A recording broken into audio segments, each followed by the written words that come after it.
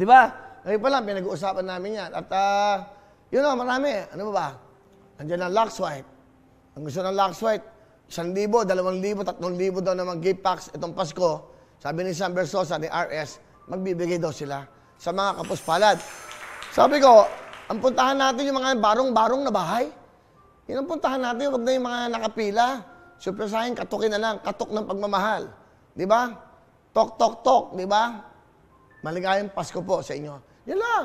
May konting pera, yun na lang gawin natin. Sam, kung yan ang gusto nyo, di ba? Siyempre, may social distancing. Pwede, abot na lang natin. Pasensya na kayo, nanay, tatay, para hindi tayo maghawa-hawa. Pero yun ang gagawin natin sa Pasko. Kaya abangan nyo yan. And then, hello everyone! Mga kapuso, I'm Donita Knows. Nagustuhan nyo ba ang video na to? Marami pang hinanda para sa inyong lahat. Kaya mag-subscribe lang sa official YouTube channel ng Wowowin. Don't forget to hit the bell button para lagi kayong updated.